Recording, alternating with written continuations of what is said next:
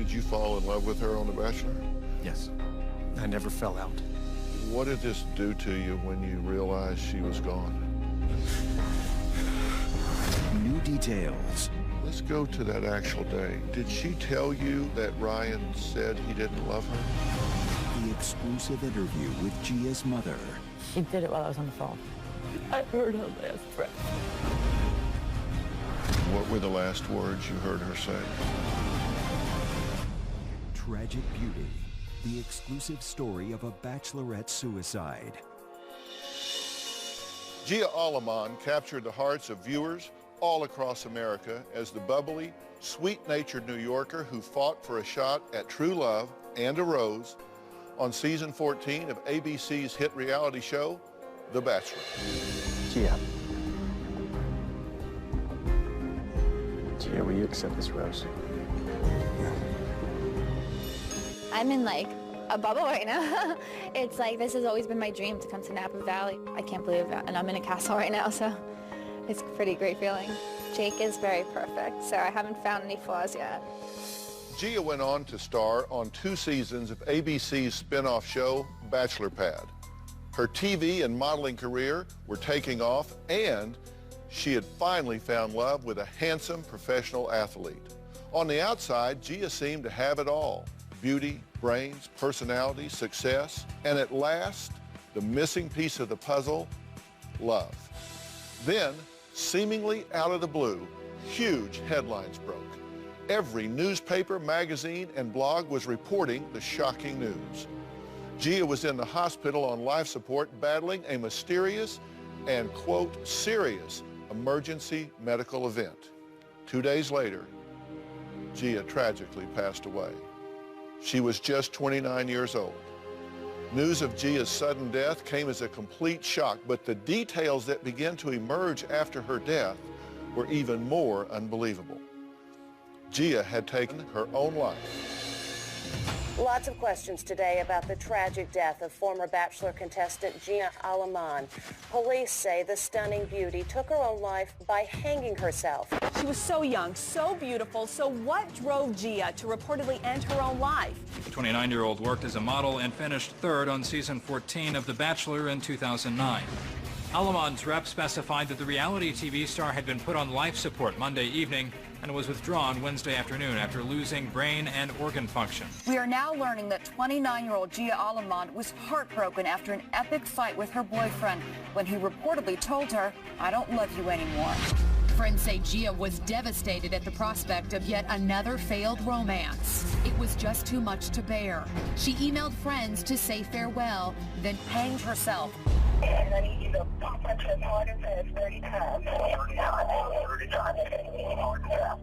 The suicide is on the cover of the new Us Weekly. The magazine reports that when Ryan Anderson discovered Gia 30 minutes later, he screamed, "Why, Gia, why?" Everyone is asking why. What led this beautiful young daughter, friend, and budding star to end her life in such an unthinkable way? In an exclusive interview, Gia's mother, who was on the phone with her daughter when she took her life, speaks out for the first time about her daughter's final days and the moment she had to make the decision to take her only daughter, her baby girl, off of life support. You may notice that we have no audience for today's show. Donna has just lost her daughter, and her grief is very fresh. She just didn't feel like she had the strength to speak out for the first time in front of anyone but me. Gia's mom, Donna Micheletti, joins us now.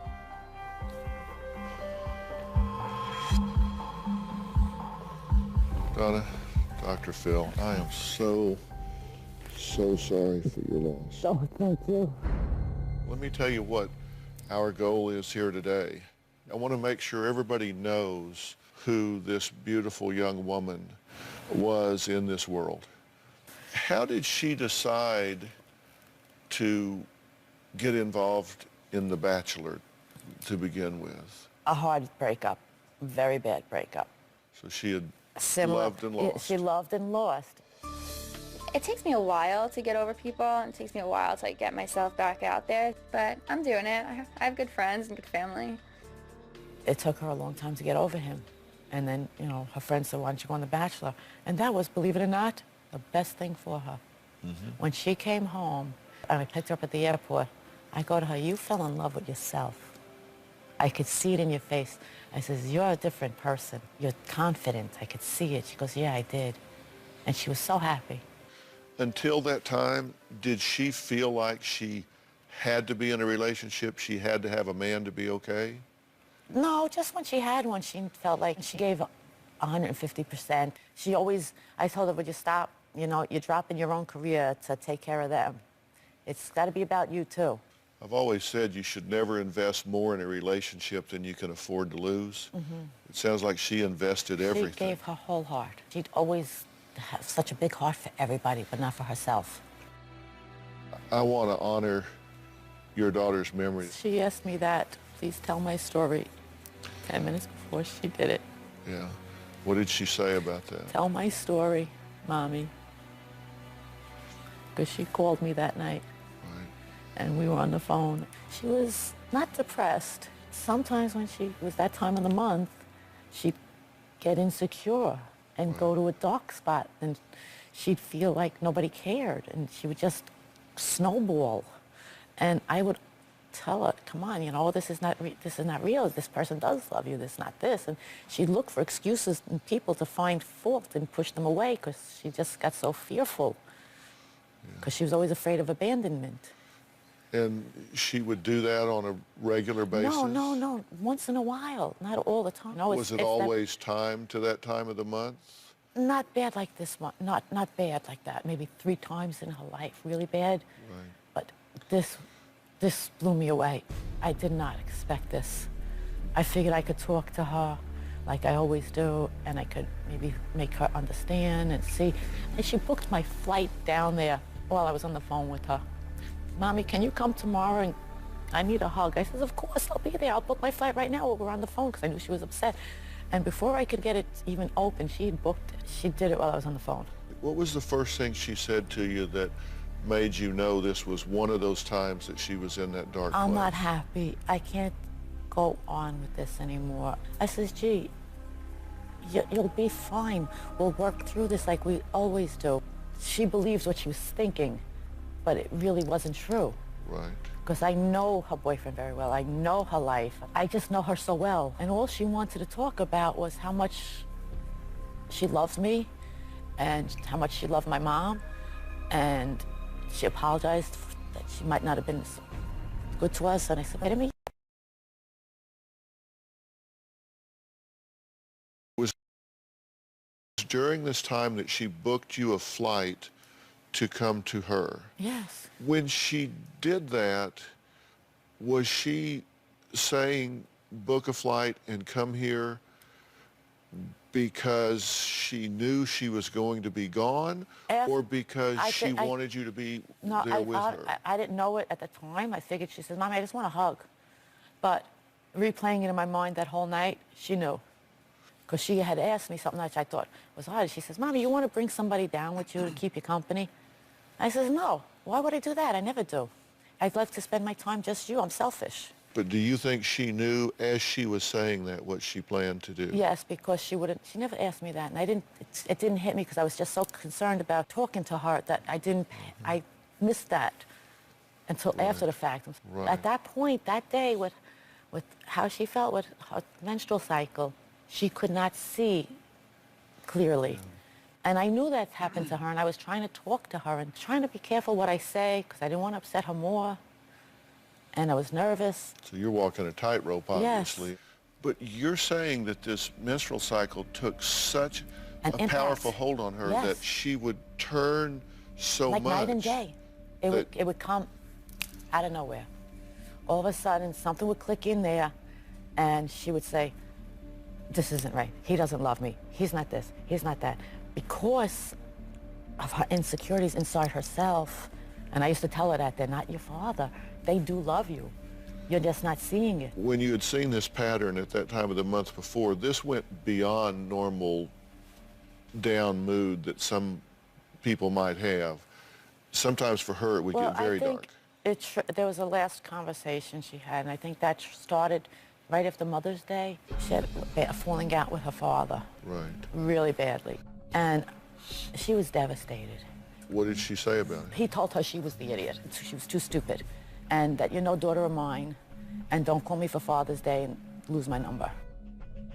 That was the beginning of her end. So you think she felt abandoned by him at that Yeah. point?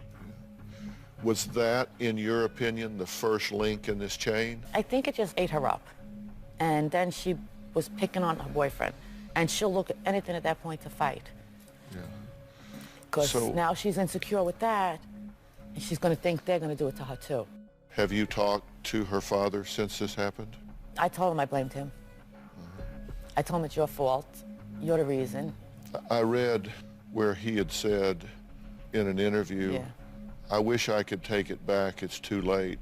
If she were still here, I would tell her I'm sorry, I love her, and she will always be my rainbow. You want to apologize? Fine. Apologize. If it's gonna make you feel better, good for you. Because bottom line, it's not making me feel better, your apology. You took my baby.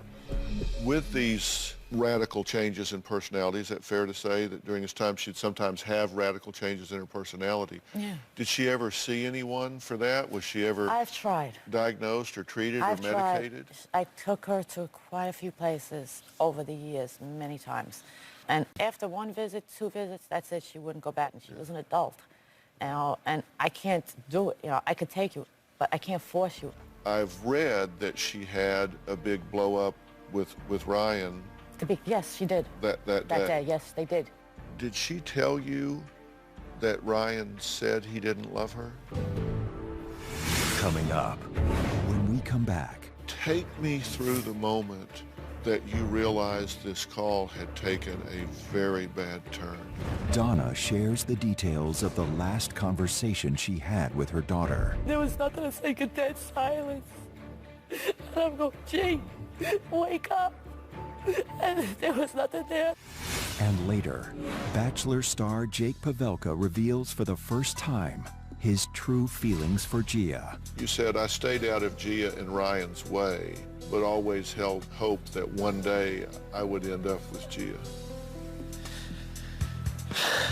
Did you fall in love with her on The Bachelor? We now return to Dr. Phil's exclusive interview with the mother of Bachelorette beauty Gia Alamand. I've read that she had a big blow up with Ryan. Yes, she did. That day, yes, they did. And was this characteristic of what she would do at times? Yes, oh, definitely. She's done it a few times, but she's never done this. Yeah. Oh. So at this point, she's in a relationship with someone that she loves and loves her. They were going to get engaged. So what would happen in this relationship then? She would get insecure about him? Yeah, because she was insecure. And accuse him? Yeah. She would think that he didn't love her. And he just loved her. You said that before she went on The Bachelor that she had a really hard breakup. Did she ever have suicidal thoughts or even talk about it or threats? She'd have it as a cry for attention, not to actually do it. Like, okay, I'll take some pills and I'll fall asleep. I think it was twice. I just overreacted. Mom, I'm a nervous wreck. I took her to the hospital. Come on, you're a mom. Yeah, I took her to the hospital. She goes, I was fine. I just wanted to sleep. I just wanted to get a night's sleep, so I took some pills. So when you but took you don't scare me. But did she threaten you with suicide before? No. She would say, she'd get really sad and say, I can't take this and I can't take this. This time, I was expecting the same thing. Maybe because she's so far from me. I didn't see any signs. I didn't hear it in her. I knew she was struggling, a little bit that day. And I was talking to her a lot. Well, maybe I'll come back to New York. And I'll open a pure bar studio, and I'll do the yoke. And she was excited, thinking that maybe she'll leave him and come back. Because he don't love me, so I'm going to leave him. But she was positive. Well, let's talk about her relationship with Ryan. You said it was very positive. They loved each other. Engagement was on the horizon. And then she goes into this dark phase. Did she tell you that Ryan said he didn't love her? No, she didn't say that. Okay, what did she say? She just said, I'm just so tired of being hurt. I can't do this anymore. She just said, I'm tired, Mommy. And after the fact, I realized she was saying goodbye to me. And that's the hardest phone call I ever had to have in my life. Because I was trying to tell her, I love you too, honey. You've been my whole sunshine. You're my little princess. We can do it together. We can make it. I really didn't think that she would have did that. And then she did it with me while I was talking to her. I didn't know. Of course not. Why do you suppose she did this on the phone with you? Because I'm the closest person in the world to her, and she didn't want to be alone when she left this world. So she wanted Mommy to be there, I guess. I mean, it destroys me, but if it made her feel better, that's just fine. I don't mind dealing with this because I know I don't have any regrets, but we had our conversation. I mean, it sounds horrible. We did have our last conversation, and we loved very much, and that's all she really wanted to talk about. Take me through the moment that you realized this call had taken a very bad turn. What happened? I was talking to her, and I thought maybe, okay, she took a pill or two because I couldn't understand her anymore. And it wasn't because I couldn't understand her, it was because she did it. And she was gone. And I'm calling her, and there was nothing. It's like a dead silence. And I'm going, G, wake up.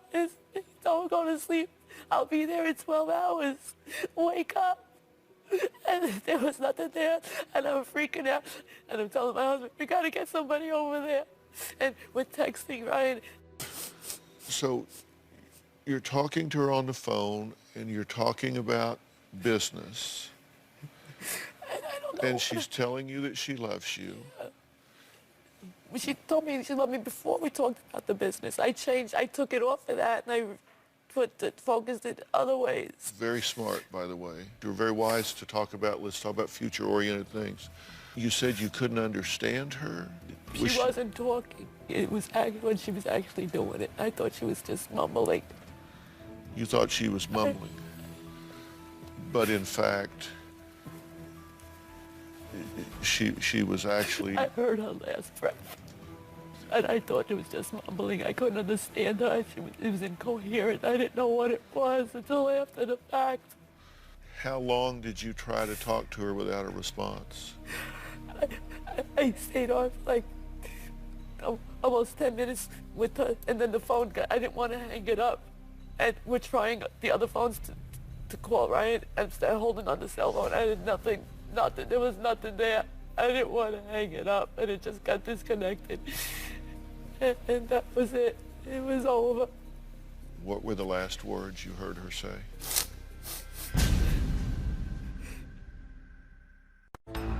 We now return to Dr. Phil's exclusive interview with the mother of Bachelorette beauty Gia Aleman. What were the last words you heard her say? I think it's a good idea, Mom, the business. And all she wanted me to do was come down and give her a hug. And I said, I'm coming. You know I'm coming. She knows, she calls. I drop everything. I always ran. But it was so far away, I couldn't get there. When you heard what at first you thought was mumbling, you now know was her struggling for breath. Yes. Were you able to acknowledge to yourself what had happened? Did you realize at that point when that phone went silent? Not dead, no. Not till the next day. You just thought she had passed out or something? Not until I got there and it was in the hospital. Until Ryan called me, I didn't, I knew what she did when he told me, but I didn't know how. I didn't know where. I don't want to know that. Okay. I have to be good because I have another child. I got to be strong for him. Sure. And I'm certainly not going to share any details with you that I've learned, so don't be afraid. I'm going to say something. Take me through the next moment that you saw her. It was at the hospital? Yeah. And? She was hooked up to life support. And? She looked beautiful. She looked just like herself. I couldn't believe how she could still look that good. When you walked in that door, did you still have hope that she was going to recover? for? I was hoping, but I knew, you know, I wouldn't let her live like that because she's not alive. She was gone. As beautiful as she looked, you could see that she had crossed the line. And she's come to me already. Tell me about that. Oh my gosh.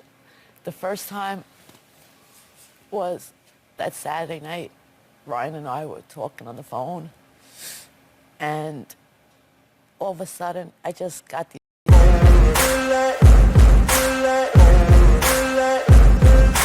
Ain't no motherfucker in this world could do it like me. Open up your eyes and insert a little rising. You don't have to love me, you don't have to like me. Got enough love in myself, in my psyche.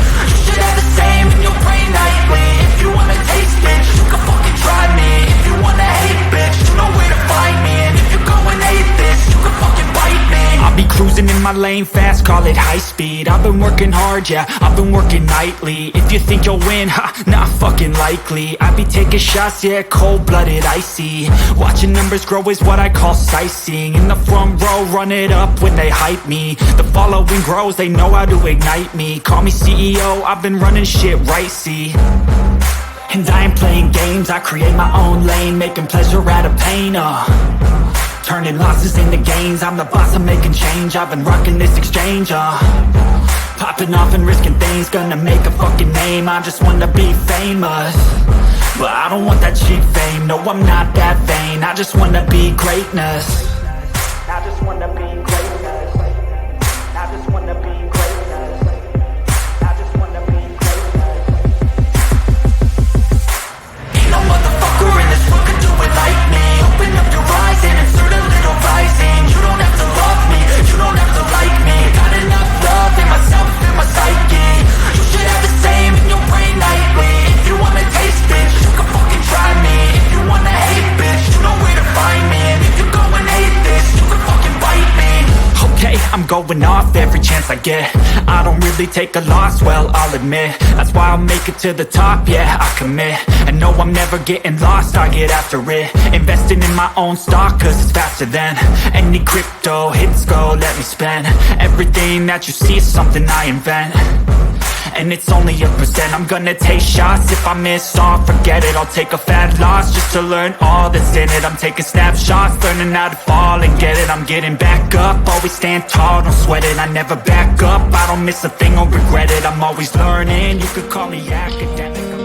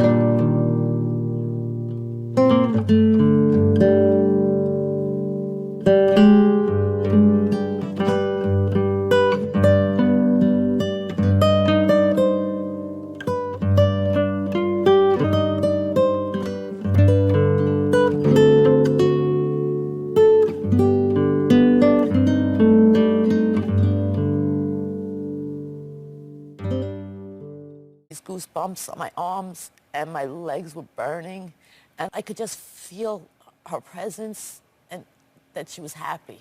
And then the next thing was that night I laid down, I closed my eyes, and within 10 minutes I woke my husband up and told him I saw her. She came to me in it was a blue sky with a white cloud, and in the middle of it was like sheer and like a gold star. And then, you know, it's like, and I knew it was her. She's like, it's okay, I'm happy. I'm finally happy.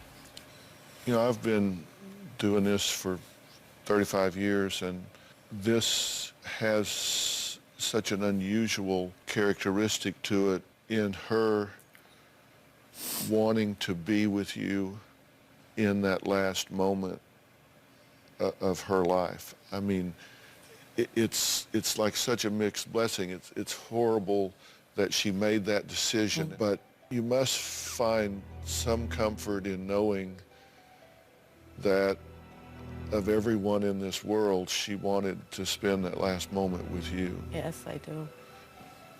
We were best friends. Are you beating yourself up at all about this? I mean, No, you I'm had to not. make the decision to take her off the life support. I knew she wouldn't want to be that way. Was that a difficult decision? No. It sounds horrible, but I knew she was already gone. Her vessel, her spirit, her soul is not there anymore.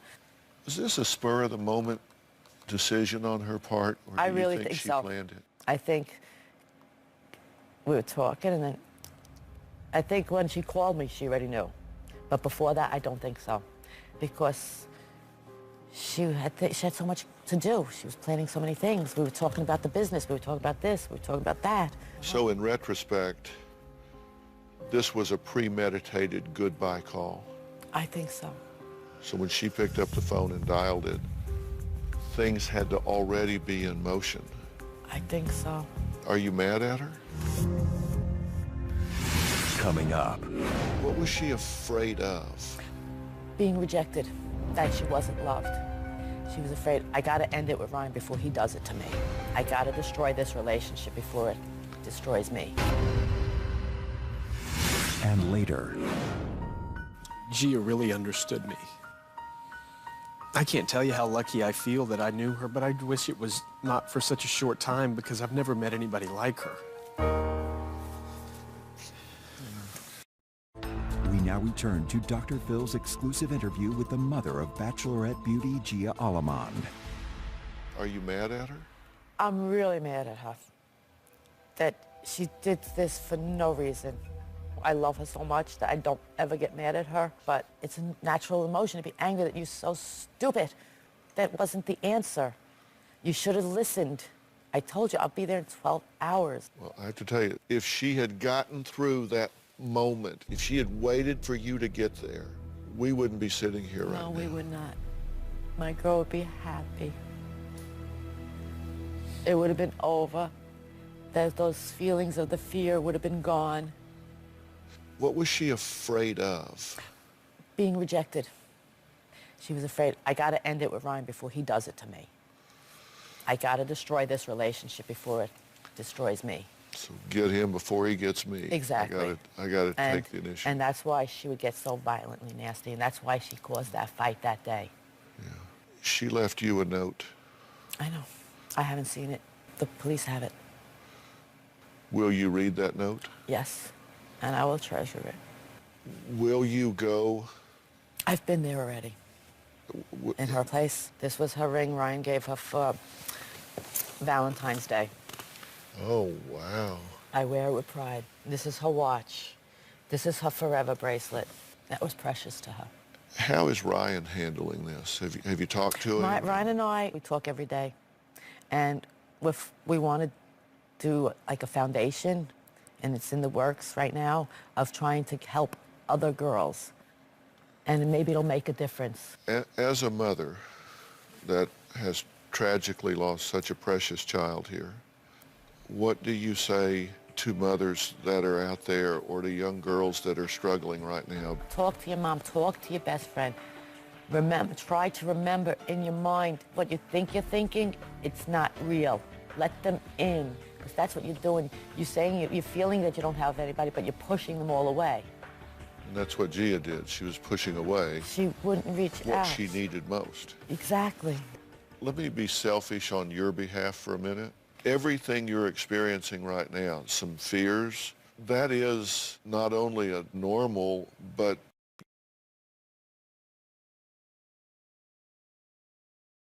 Your relationship with Gia seems to have changed, not ended. It has become a spiritual relationship.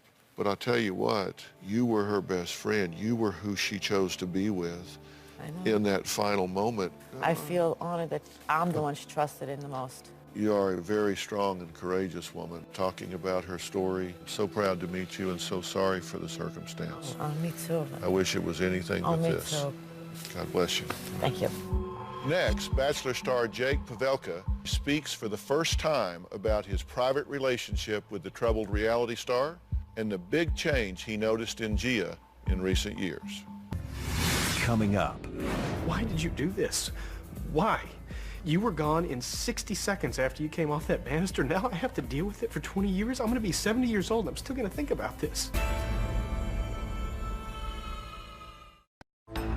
The exclusive story of a bachelorette suicide continues. Jake is such a gentleman. He is sweet and genuine and a great person with a great heart. This is like beyond a dream, and to be on a date with such an incredible man. I'm not looking at it as to win his heart. I want us to win each other's heart. I just want us to both really feel that we belong together.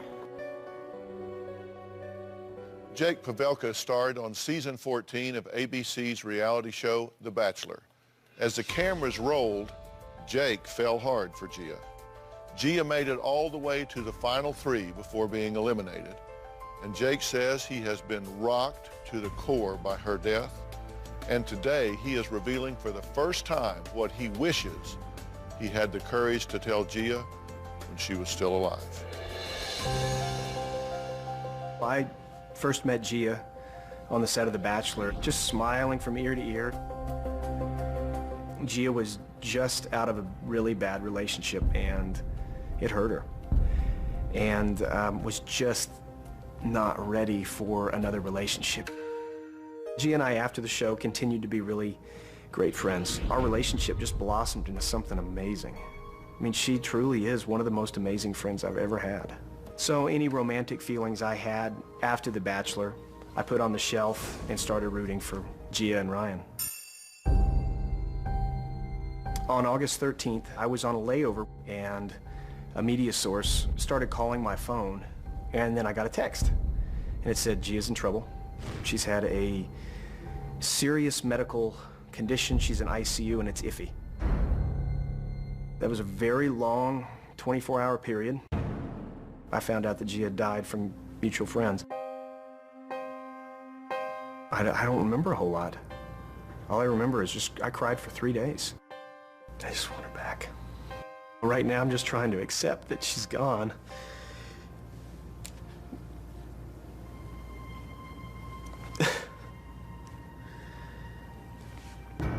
I'm waiting for this to just turn to anger. I'm ready to get really angry with her and go, why did you do this? Why? You know, you did this you were gone in 60 seconds after you came off that banister. Now I have to deal with it for 20 years? I'm going to be 70 years old and I'm still going to think about this. If you told me 3 weeks ago that I would fly out from Texas and talk to Dr. Phil about Gia committing suicide, I wouldn't have believed it. I miss her. I miss her so much.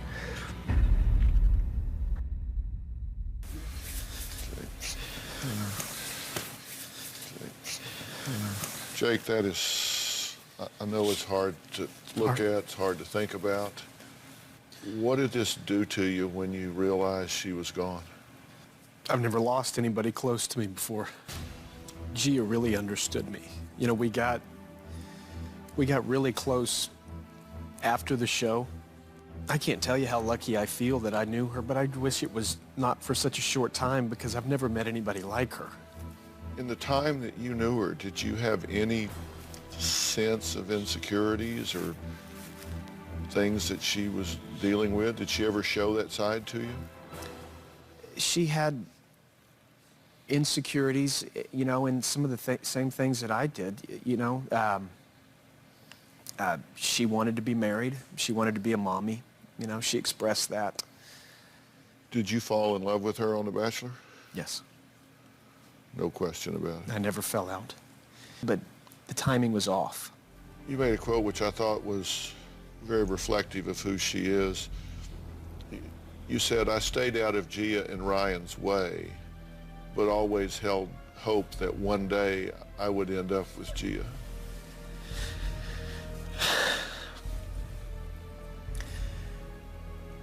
I exercised respect for Ryan.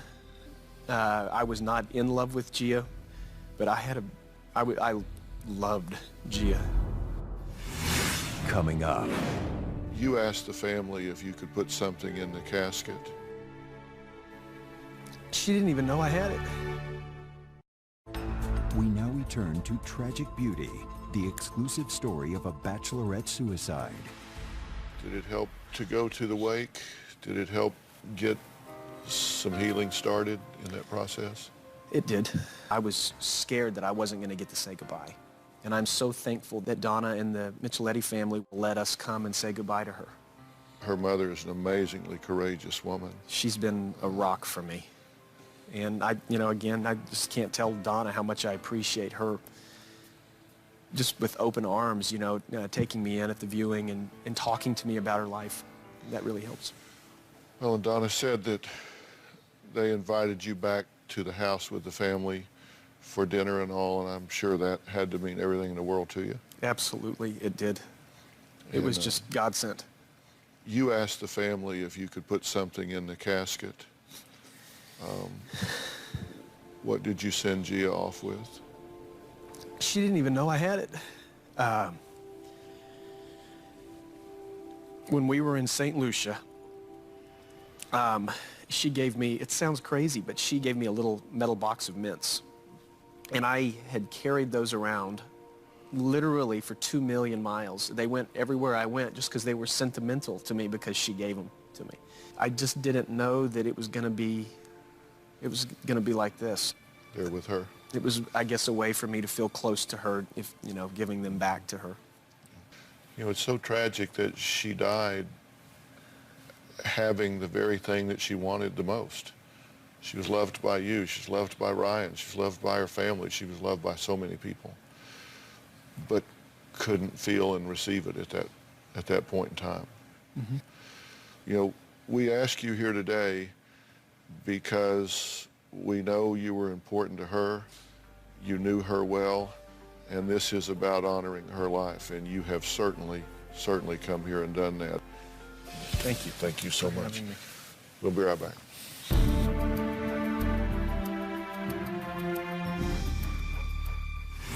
Coming up, Gia's friend Penelope Jean Hayes talks about her instant rise to fame and the lessons to be learned from her tragic death. This is everybody's daughter, everybody's sister, everybody's best friend. Why did this happen to Gia? Why didn't anybody know? The exclusive story of a bachelorette suicide continues. Gia's former publicist, Penelope Jean Hayes, watched her beautiful client step into the spotlight and struggle beneath its glare. She says she had no idea her lighthearted friend was battling such dark demons. Take a look. I got the call the day that Gia went into the hospital. She was in intensive care at that time. I was in shock. I did not expect that. Gia wasn't some, odd person. This is everybody's daughter, everybody's sister, everybody's best friend. Why did this happen to Gia? Why didn't anybody know? I work with numerous people in reality television. Some people may not know how to handle the ups and downs that come with that. One day, they're just like everybody else. And then in this ethereal moment, they become set apart and special. It must be really hard to have whatever problems that you're dealing with in your life. Who are you going to talk to? Really, if there's something going on and you feel that low, if you feel suicidal, who are you going to call that you can trust that it's not going to end up in a tabloid? It's something that affects a lot more people than we probably know. Well, Penelope, thank you so much for being here. You were very close to her in this phase of her life. Were you stunned by this? I was. Not a warning sign? No. And I think that that's really the message, that this is not something that just happens to people in that box that are depressed or suicidal. This is something that could affect anyone. Was Gia stepping away from this life at the end? I think so. What really stands out for me was in February, I got a phone call asking if Gia wanted to cover the Oscars on the red carpet as a correspondent, covering the stars as they come in. This sounds like a dream. And she turned it down. So, I mean, she was happy for the offer and just said, you know what, I'm okay. I mean, she was in New Orleans at the time, and she was happy with Ryan. So she was focused on that relationship instead of... She was. What do you hope people can learn from this terrible event? From what I see in Gia and others is I have a social face and you have a social face, and we're not really being who we are. I wish that she felt that she could have talked to more people, and she could have been a role model to all the other people that would say, you know what, I feel like that too, and I was just waiting to tell somebody. You know, I'm in my 12th season now, and I remember the very first interview I did for this show. I said, I want to talk about the silent epidemics in America, and I want to open a dialogue about mental health and mental illness. Because when you talk about it, you realize I'm not alone. And I hope that what we're saying right now causes people to say, yeah, I do want to talk to somebody. I'm glad that Gia had you in her life. Thank you so much. I appreciate it. Gia's boyfriend, NBA star Ryan Anderson, was not able to join us here today.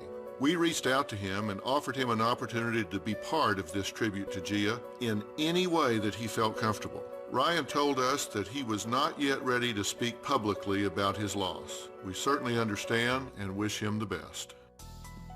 I really hope that today's show is a lesson and reminder to us all that sometimes people we love get in dark places. Every day, 89 people commit suicide in the United States. Listen, if the danger is imminent, call a suicide crisis line such as the National Suicide Prevention Lifeline at 1-800-273-TALK.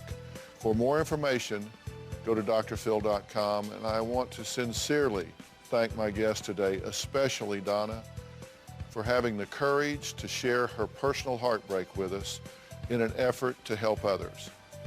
Our thoughts and prayers are with you, Donna, as you navigate the tragic loss of your beautiful daughter.